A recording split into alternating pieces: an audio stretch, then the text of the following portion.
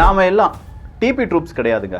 மீதம் இருக்கும் கொஞ்சம் பேர் என்ன நினைச்சிட்டு இருக்காங்கன்னா, அமெரிக்காவை எதிர்த்து ரஷ்யாவால் எதுவும் செய்ய முடியாது அப்படின்னும், அமெரிக்கா பொதுவாக எல்லாருக்கும் நல்லது செய்வாங்க அப்படிங்கிற அந்த மனப்பான்பு நிறைய பேருக்கு இருக்கு. அது தப்பொன்றும் கிடையாது. நம்முடைய மீடியாக்கள், நம்முடைய பாடத்திட்டம் இதை தான் சொல்லி கொடுத்துட்டு இருக்காங்க. ஈவன் நம்முடைய நியூஸ் மீடியாக்கள் கூட அமெரிக்கா சார்பு இருக்கக்கூடிய நியூஸஸ் அப்படிங்கிறது அதிகமாக டெலிகாஸ்ட் பண்ணுறதுனாலையோ என்னவோ அந்த ஒரு நிலைமையில தான் எல்லாருமே புரிதல் அப்படிங்கிறது ஏற்படுது. ஆனால் உண்மை என்ன அப்படின்னு கேட்டிங்கன்னா, இரண்டு நாடுகளுக்கு இடையே ஒரு பிரச்சனை வருதுன்னு வச்சுக்கோங்களேன். ஒன்று, அந்த பிரச்சனைக்கு காரணமாக அமெரிக்கா இருக்கும், இல்லை இந்த பிரச்சனை முடியாமல் இருப்பதற்கு காரணமாக அமெரிக்கா இருக்கும். வேற எதுவுமே வேண்டாம். கடைசியா ஈரான் என்ன செய்யறாங்கன்னா, ஈராக்குள்ள மொசாடினுடைய ஹெட் குவார்ட்டர்ஸ் இருக்கு அப்படின்னு சொல்லி அவங்களுடைய ஒரு ஏவுகணையை அனுப்பி துல்லிய தாக்குதல் வழியாக அந்த இடத்தை என்ன செய்யறாங்க, அழிக்கிறாங்க.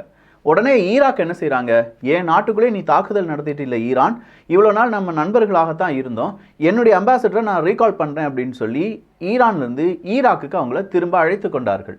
அப்போ இந்த நேரம் டாவோஸ் அப்படிங்கிற ஒரு இடத்துல வச்சு வேர்ல்டு எக்கனாமிக் ஃபோரம் முக்கியமான ஒரு மீட்டிங் நடந்துட்டு இருக்கு. உலக நாட்டு தலைவர்கள் எல்லாருமே பேசிட்டு இருக்காங்க.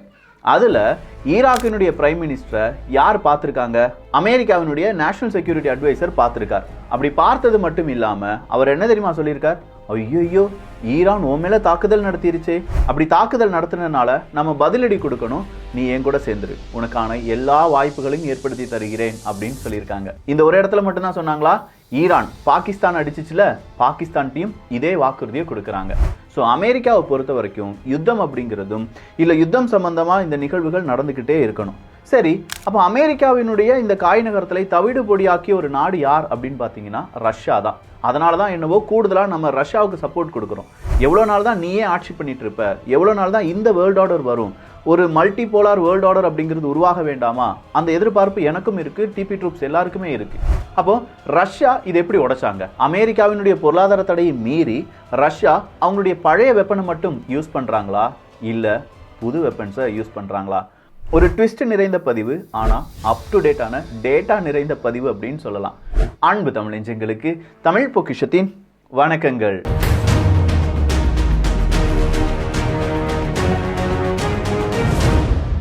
இன்ட்ரோ இப்போ ஸ்டார்ட் ஆன உடனே மெயின் வீடியோவே 2 நிமிஷம் 50வது செகண்ட்ல தான் ஸ்டார்ட் ஆகுதுன்னு சொல்லி கமெண்ட்ல போட்டுறாதீங்கப்பா. ஃபர்ஸ்ட்ல இருந்தே மெயின் வீடியோ தான் பேசிட்டு இருக்கேன். அப்போ ஈரான் ஈராக் யுத்தம், ஈரான் பாகிஸ்தான் யுத்தம், இதுல அமெரிக்காவினுடைய செயல்பாடு என்ன அப்படிங்கிறத நம்ம பார்த்துட்டோம். அதுதான் இன்ட்ரோவா பார்த்துருக்கோம். ஃபார்வர்ட் பண்ணும்போது இன்ட்ரோவே அவ்வளவு முக்கியமான செய்தி தான் சொல்லியிருக்கேன்னு சொல்லிருங்க. சப்ஸ்கிரைப் பண்ணாமல் இருக்கக்கூடிய நிறைய நண்பர்கள், தோழர்கள், தோழிகள் தயவு செஞ்சு சப்ஸ்கிரைப் பண்ணிக்கோங்க.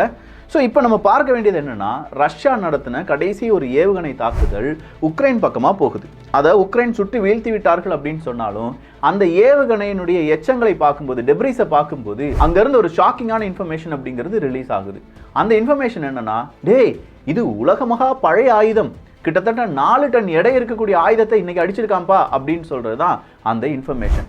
அதுவும் கிரீமியா பகுதியிலிருந்து இந்த ஆயுதம் வந்திருக்கலாம், இந்த மிசைல் வந்திருக்கலாம் அப்படின்னு சொல்றாங்க. 4 டன் எடை இருக்கக்கூடிய பழைய ஆயுதமா அப்படின்னு சொல்லி அவங்களுடைய தேடுதல் ஒரு பக்கமா அந்த மிசைலை தேடி போகுது.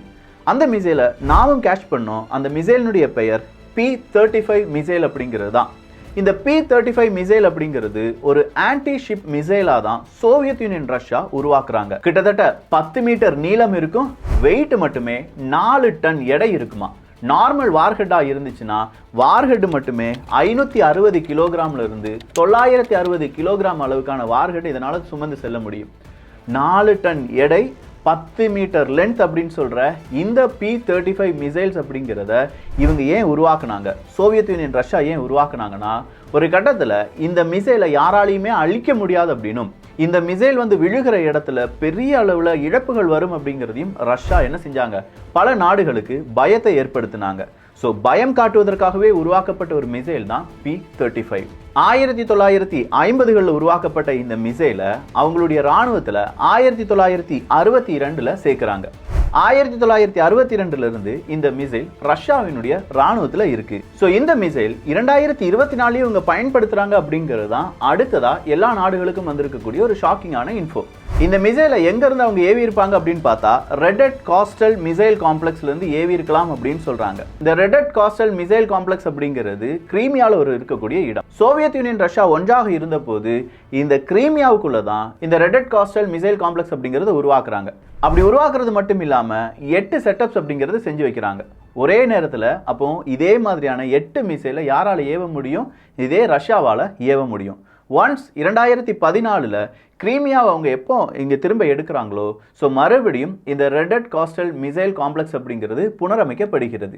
அப்படி புனரமைக்கப்படும் போது தான் P-35 அப்படிங்கிற மிசைல் இன்னும் நம்மளால் ஒர்க் பண்ண முடியும். என்ன அதில் கொஞ்சம் என்ஹான்ஸ்மெண்ட் செய்யணும் அப்படின்னு சொல்லி ரஷ்யா விரும்புகிறாங்க. ரெடட் காஸ்டல் மிசைல் காம்ப்ளெக்ஸ் மட்டும் கிடையாது, யூட்ஸ் ஸ்டேஷனரி காம்ப்ளெக்ஸ் அப்படிங்கிற அந்த காம்ப்ளெக்ஸ்லையும் இந்த மிசைல் ஏவ முடியும். அதை ஆப்ஜெக்ட் 100 அப்படின்னு சொல்லி அழைப்பாங்க. எப்படி இந்த ஏரியா 51 சொல்லி ஒரு கோடட் வேர்டில் அழைக்கிறாங்க, அதே மாதிரி தான் ஆப்ஜெக்ட் 100 அப்படிங்கிறதும்.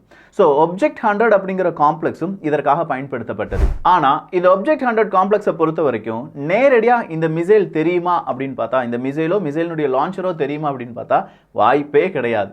ஃபுல்லாக அண்டர் கிரவுண்ட் சிஸ்டம் மட்டும்தான். எப்போ ரஷ்யாவுக்கு தேவையான நெருக்கடியான ஒரு நேரம் வருகிறதோ, அண்டர் கிரவுண்ட்ல இருந்து இந்த 4 டன் எடை இருக்கக்கூடிய மிசைல் மேலே வரும். அப்படி மேலே வந்து எதிரி நாட்டை நோக்கி பாய்ந்து செல்லும். இதுதான் ரஷ்யாவினுடைய கணக்கு. ஸோ எப்போ உக்ரைன் அவங்க திரும்ப கையகப்படுத்துகிறாங்களோ அந்த நேரத்தில் இந்த ரெடட் காஸ்டல் மிசைல் காம்ப்ளெக்ஸ் அப்படிங்கிறதுல ஆனிக்ஸ் ஜிர்கான் மிசைல் லான்ச்சர் அப்படிங்கிறதையும் கொண்டு இம்ப்ளிமெண்ட் பண்ணுறாங்க. அப்படி இம்ப்ளிமெண்ட் பண்ணுறது மட்டும் இல்லாமல் ப்ராஜெக்ட் 58 மிசைல் க்ரூயிசர் அப்படிங்கிறத அவங்க என்ன செய்கிறாங்க, அங்கேருந்து நீக்குகிறார்கள். அப்போ ப்ராஜெக்ட் 58 மிசைல் க்ரூயிசர் அப்படிங்கிறத வச்சு தான் P-35 மிசைல்ஸ் அப்படிங்கிறது ஏவப்பட்டிருந்தது. ஸோ அதற்கு அதிநவீன லான்ச்சஸை உள்ளே கொண்டு வந்து ப்ராஜெக்ட் 58 மிசைல் லான்ச்சரை வெளியில் எடுத்துடுறாங்க. லேட்டஸ்ட்டாக இந்த P-35 அப்படிங்கிற இந்த மிசைல் 1982 மாடர்னைஸ் செய்யப்படுகிறது. 3M44 அப்படின்னு சொல்லி பெயரில் அழைக்கப்படுகிறது. இந்த 3M44 அப்படின்னு சொல்லி இந்த மிசைல் முதல்ல P-35 அப்படிங்கிற அந்த மிசைல் ஃபர்ஸ்ட் வெர்ஷன் அப்படிங்கிறது 300 கிலோமீட்டர் அளவுக்கு போகும். ஆனால் 3M44 அப்படிங்கிற இந்த மிசைல் 400 கிலோமீட்டர் ரேஞ்சை தாக்கி அழிக்கக்கூடிய வல்லமை படைத்ததாக உருவாக்கப்படுது.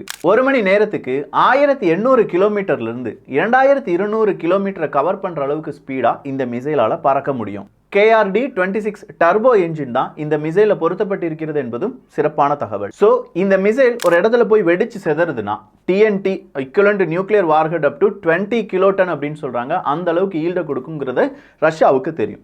ஸோ இந்த மிசைலை தான் இப்போ உக்ரைன் பக்கமா யார் வீசியிருக்காங்க, ரஷ்யா வீசியிருக்காங்க. ஆனால் ரொம்ப புதுமையாக இருக்குது. ஏன்னா இவ்வளோ பழமையான ஒரு மிசைலை இன்னும் ஸ்டாக் பில்ஸ் வச்சு அதை பயன்படுத்திட்டு இருக்காங்க ரஷ்யா அப்படிங்கிறது தான் அவங்களுக்கு கிடைச்சிருக்கக்கூடிய அதிர்ச்சியான தகவல். ஸோ இந்த செய்தியை பார்த்த உடனே நம்ம என்ன நினைப்போம், இல்லை நம்ம மீடியாக்கள் என்ன நினைப்பாங்க, ஓகே ரஷ்யா கிட்ட வேற மிசைலே இல்லை, அதனால் 1982 காலகட்டத்தில் இருக்கக்கூடிய மிசைல் எல்லாம் இப்போ பயன்படுத்த ஆரம்பிச்சிட்டாங்க அப்படின்னு சொல்லுவாங்க. ஆனால் இங்கே நான் முதலே சொன்ன மாதிரி once a spy always a spy. இருக்கிற அந்த ஸ்டாக் பீல்ஸ் எல்லாம் முடிக்கிறது ரஷ்யாவினுடைய தலையாய கடமை. அதுவும் இந்த நேரம் உக்ரைனுக்கு எதிராக இந்த போரை ரொம்ப பலமாக செய்யாமல் ரொம்ப மெதுவாக ரஷ்யா செய்கிறதுக்கான காரணமே உக்ரைனுக்கு உதவக்கூடிய நாடுகள் அவங்களுடைய ஸ்டாக் பீல்ஸை முடிக்கிறது தான். ஸோ அவங்களுடைய ஸ்டாக் பீல்ஸில் எப்போ இந்த மாதிரியான ஏவுகணைகள் இல்லை, எதிரி நாட்டிடம் போதுமான அளவுக்கு ஏவுகணை இல்லை அப்படின்னு சொல்லும்போது இவங்களுடைய மாடர்னைஸ்டு மிசைல்ஸை ரஷ்யா ஏவுவதற்கான பிளானில் தான் ரஷ்யா இருக்க வாய்ப்புகள் இருக்குது. அதனால தான் நிறைய அப் டு டேட்டான மிசைல்ஸை இன்னும் ரஷ்யா பயன்படுத்தலை. அப்படி பயன்படுத்தி இருந்தாலும் ஒன்றோ இரண்டோ ஒரு வாரத்துலேயோ ஒரு மாதத்துலேயோ அப்படிங்கிற மாதிரி தான் பயன்படுத்திட்டு இருக்காங்க. இதை எப்படி விக்கி இவ்வளோ ஸ்ட்ராங்காக சொல்கிற அப்படின்னு கேட்டால் இதை நான் சொல்லலை, இதை சொன்னதே அமெரிக்கா மற்றும் உக்ரைனுடைய மிக முக்கியமான நிறுவனங்கள். அவங்க சாதாரண நிறுவனங்கள் கிடையாது. போர் சம்பந்தமாக இருக்கக்கூடிய பல தரவுகளை பார்த்து அதில் ரொம்ப கேஸ் ஸ்டடி நடத்தி அதை வெளி உலகத்துக்கு சொல்லக்கூடிய சில நிறுவனங்கள். என்ன அந்த டேட்டா அஃபிஷியலாக வெளியில் வராது, பட் அன்அஃபிஷியலாக சில சைட்ஸில் வெளியில் வரும். தி ஸ்டான்ஃபோர்ட் இன்டர்நேஷனல் சாங்ஷன்ஸ் குரூப் இவங்க என்ன செய்கிறாங்க, ரஷ்யன் ஃபெடரேஷன் இப்போ இருக்கக்கூடிய ரஷ்யா அவங்க என்னெல்லாம் வெப்பன்ஸை யூஸ் பண்ணுறாங்க, அந்த வெப்பன்ஸில் என்னென்ன மாதிரியான கம்போனன்ட்ஸ் இருக்குது, அந்த கம்போனன்ட்ஸ் ரஷ்யாவிலேருந்து தயாரிக்கப்பட்டதா இல்லை மேற்குலக நாடுகள்லேருந்து தயாரிக்கப்பட்டதா அப்படிங்கிற ஒரு ரிசர்ச்சை நடத்துகிறாங்க. கிட்டத்தட்ட 2800 டிடெக்டட் பார்ட்டிகிள்ஸ் டெப்ரிஸ் அவங்க கிட்ட கிடைச்ச மிசைல்ஸ் ட்ரோன்ஸ் இதை தான் இவங்க என்ன செய்கிறாங்க, அவங்களுடைய ரிசர்ச்சுக்காக பயன்படுத்துகிறாங்க.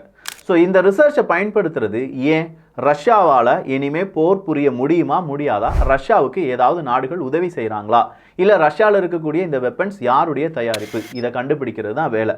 நான் சொன்ன த ஸ்டான்ஃபோர்ட் இன்டர்நேஷனல் சாங்ஷன்ஸ் குரூப் அப்படிங்கிற இந்த குரூப்புக்குள்ளே வேலை செஞ்சது யார் அப்படின்னு பார்த்தீங்கன்னா உக்ரைனில் இருக்கக்கூடிய நபர்கள். அதாவது உக்ரைன்லேருந்து படிக்கலாம் வந்திருப்பாங்கல்ல, அவங்கள சில நபர்களும் இந்த குரூப்புக்குள்ளே இருக்காங்க. ஸோ யார் வேணாலும் பொய் சொல்லலாம், ஆனால் உக்ரைன் ரஷ்யாவுக்கு ஆதரவான பொய்யை சொல்ல வேண்டிய எந்த தேவையும் கிடையாது. அப்போ அவங்க என்ன சொல்லியிருக்காங்கன்னா, கிட்டத்தட்ட ரஷ்யா உபயோகிக்கக்கூடிய பொருட்களில் அது கம்போனன்ட்ஸ் இல்லாட்டி குட்டி குட்டி எக்யூப்மெண்ட்ஸ்லாம் நம்ம சொல்கிறோம்ல, அதில் 4% மட்டும்தான் சீனாவினுடைய தயாரிப்பு. மீதம் இருக்கும் 95% அப்படிங்கிறது யுனைடெட் ஸ்டேட்ஸ் மற்றும் அதனுடைய நட்பு நாடுகளுடைய தயாரிப்பு அப்படிங்கிற ஒரு ஷாக்கிங்கான இன்ஃபர்மேஷனை வெளியில் விடுறாங்க. 95%? இதை நம்பவே முடியல அவங்களால. எகைன் மறுபடியும் அவங்க என்ன செய்கிறாங்க, ஸ்டடி பண்ணி பார்க்குறாங்க. இதையே எகைன் அவங்க ஸ்டடி பண்ணணும்னா 2022 காலகட்டத்திலேயே ஒட்டுமொத்தமான பொருளாதார தடையை அமெரிக்கா விதித்து விட்டார்கள். அமெரிக்கா என்ன சொன்னாங்க, ரஷ்யாவுக்கு ராணுவ ரீதியாக எந்த நாடும் உதவி செய்யக்கூடாது, நாங்கள் ரஷ்யாவுக்கு எதிராக பொருளாதார தடையை போட்டிருக்கோம், எனவே எந்த நாடு ரஷ்யாவுக்கு உதவுதோ அந்த நாட்டுக்கும் நாங்கள் பொருளாதார தடை போடுவோம்னு சொல்லியிருந்தாங்க 2022. ஆனால் அதை மீறி 2023 இப்படி ஒரு ரிசர்ச்சை நடத்தி அதில் என்னென்ன கம்போனன்ட்ஸ் இருக்குங்கிறத விலாவரியாக சொல்கிறாங்க. Kyiv school of economics KSE அப்படிங்கிற அந்த காலேஜஸை சார்ந்தவங்களும் இந்த ரிசர்ச்சில் இருந்தாங்க என்பது கூடுதலான தகவல். 2023 ஃபஸ்ட்டு 10 மந்த்ஸ் எடுத்துக்கிறாங்க. அப்படி ஃபஸ்ட்டு 10 மந்த்ஸ் எடுக்கும்போது ரொம்ப கிரிட்டிக்கல் காம்பனன்ட்ஸ் அப்படின்னு சொல்லுவாங்க. அது இல்லைனா அந்த மிசைல் ஒர்க்கே ஆகாது, அது இல்லைனா ஒரு ஃபைட்டர் ஜெட் பறக்கவே செய்யாது. அப்படி இருக்கக்கூடிய கிரிட்டிக்கல் காம்பனன்ட்ஸ் மட்டுமே ரஷ்யாவுக்கு 2.9 பில்லியன் அமெரிக்க டாலருக்கு மேற்குலக நாடுகள் விற்பனையை செய்திருக்கிறார்கள். அப்படி விற்பனை செஞ்சது மட்டும் இல்லாமல் ரஷ்யாவினுடைய மிசைல்ஸ் எல்லாம் நம்ம எடுத்து பார்த்தோம்னா அதில் இருக்கக்கூடிய கம்போனன்ட்ஸில் 95% மேற்குலக நாடுகள், அந்த நாடுகளுடைய நிறுவனங்கள். அந்த 95% மேற்குலக நாடுகள்னு சொன்னாலும் அதில் 72% பியூர் அண்ட் பியூர் அமெரிக்க நிறுவனங்கள் ரஷ்யாவுக்கு தயாரித்து கொடுத்துருக்காங்க என்பது தான் சிறப்பு. எப்படி இருக்கு? 2022 பொருளாதார தடை போட்டாங்க, ஆனால் அமெரிக்கா பேஸ்டு நிறுவனங்கள் 72% ரஷ்யா பயன்படுத்தக்கூடிய மிசைல்ஸ்னுடைய கம்போனன்ட்ஸை உருவாக்கி கொடுத்துருக்காங்க. அதுவும் 2023 ஃபர்ஸ்ட் 10 மந்த்ஸ் அப்படின்னு சொல்கிற இந்த தகவலை once a spy always a spy அப்படிங்கிற அந்த ஹேஷ்டேகுடன் கொஞ்சம் பொருத்தி பாருங்க. இவங்களுக்கு எப்படி இந்த கம்போனன்ட்ஸ் கிடைச்சிருக்கும்? இதோடு அவங்க நிப்பாட்டல, இன்னும் உள்ள டீப்பா போறாங்க. ஜனவரி அக்டோபர் 2023, ஜனவரியிலிருந்து அக்டோபர் வரை 2.7 பில்லியன் அமெரிக்க டாலருக்கு கம்யூனிகேஷன் எக்யூப்மெண்ட்ஸ் அப்படிங்கிறத ரஷ்யா வாங்கியிருக்காங்க. இந்த 2.7 பில்லியன் அமெரிக்க டாலர் அப்படிங்கிற கம்யூனிகேஷன் டிவைசஸ் அப்படிங்கிறது அவங்க இம்போர்ட் பண்ணி இருக்கக்கூடிய இல்லாட்டி அவங்க வாங்கி இருக்கக்கூடிய பொருட்கள்ல 31%. இந்த 31%த்துல செமிகண்டக்டர்ஸ் அப்படிங்கிறது 23%, அதர் எலக்ட்ரானிக்ஸ் அப்படிங்கிறது 20%, கம்ப்யூட்டர் பார்ட்ஸ் அப்படிங்கிறது 16%. இதுதான் 2.7 பில்லியன் அமெரிக்க டாலருக்கு வாங்கியிருக்காங்க. இதுல 95% எங்கிருந்து வந்திருக்கு? மேற்குலக நாடுகள்ல இருந்து வந்திருக்கு. ஆட்டோமோட்டிவ் பார்ட்ஸ் அப்படிங்கிறது ஒரு 5.6 பில்லியன் அமெரிக்க டாலருக்கு வாங்கியிருக்காங்க. எலக்ட்ரானிக்ஸ் கம்யூனிகேஷன் எக்யூப்மெண்ட்ஸ் அப்படிங்கிறது ஒரு 3.4 பில்லியனுக்கும் 5.4 பில்லியனுக்கும் வாங்கியிருக்காங்க. Computer parts, semiconductors, transmission shafts, navigation equipments அப்படின்னு சொல்லி அதுவும் இவங்க வாங்கியிருக்காங்க. இது எல்லாமே 95% மேற்குலக நாடுகள் யாருக்கு கொடுத்துருக்காங்க? ரஷ்யாவுக்கு கொடுத்துருக்காங்க. எப்படி சாத்தியம்? அப்படின்னா ரஷ்யாவுக்கு யார் உண்மையிலேயே இந்த போர் புரிவதற்கு ஆதரவை தெரிவித்து வருகிறார்கள்? ஆனால் உலக மீடியாக்கள் காண்பிப்பது என்ன? யோசிச்சு பார்த்தா கொஞ்சம் பிரம்மையா, இல்லை இதை நம்பலாமா, விக்கி பொய் சொல்ல அடிச்சு விடுறான் அப்படின்னு சொல்லி நீங்கள் யோசிக்கலாம். இல்லை, இதற்கான தரவுகளை டெஸ்கிரிப்ஷனில் தந்துடுறேன். முடிந்த நபர்கள் முடிகிற அளவுக்கு இதை ஷேர் பண்ணுங்கள். இங்கே பார்ப்பது எல்லாமே ஒரே கண்ணோட்டத்தில் பார்த்தீங்கன்னா அமெரிக்கா நல்லவனாகவும் ரஷ்யா கெட்டவனாகவும் தெரியும். ஆனால் அதை வேறொரு கண்ணோட்டத்தில் பார்த்தோம்னா இங்கே எல்லாருமே கயவர்கள் தான். அவன் நாட்டை பாதுகாக்கிறதுக்கு என்னெல்லாமோ செஞ்சுட்டு இருக்காங்க. ஆனால் எல்லா நாட்டையும் அழிக்க ஒரு நாடு ஆயத்தமாக தயாராக இருக்கிறது. அவங்களுடைய அந்த வேஷம் கலைக்கப்பட வேண்டும். மல்டிபோலார் வேர்ல்டு அப்படிங்கிறது உருவாக வேண்டும். நாளைக்கு மல்டிபோலார் வேர்ல்டில் என்ன பிரச்சனை வேணாலும் வரலாம், அது நமக்கு தெரியாது. பட் அட்லீஸ்ட் ஒரே ஒரு தடவையாவது இந்த மல்டிபோலார் வேர்ல்டு அப்படிங்கிறது உருவாக வேண்டும். ஒவ்வொரு நாட்டினுடைய குரலும் உயர வேண்டும். பொருளாதார தடை அப்படிங்கிற பெயரில் பூச்சாண்டி காண்பிப்பது அப்படிங்கிறதெல்லாம் இங்கே அறவே இருக்கக்கூடாது. அதற்கு இதை விட என்னால் ப்ரூஃப் காண்பிக்க முடியாது. இல்லை இன்னும் நிறைய ப்ரூஃப் என் தேடுதலில் கிடச்சிச்சு அப்படின்னா கண்டிப்பாக அது டிபி ட்ரூப்ஸ்க்கு நான் பகிர்கிறேன். இப்போ டிபி ட்ரூப்ஸ்க்கு ஒரு உண்மை புரிஞ்சிருச்சா?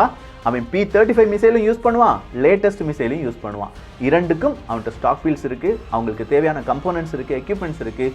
தர்றதுக்கு பிளாக் மார்க்கெட்லேருந்து ஃபுல் மார்க்கெட்டும் ரஷ்யாவுக்கு ஆதரவாக இருக்குது. நல்லதை பகிர்ந்து நல்ல சமுதாயத்தை உருவாக்குவோம். நன்றி, வணக்கம்.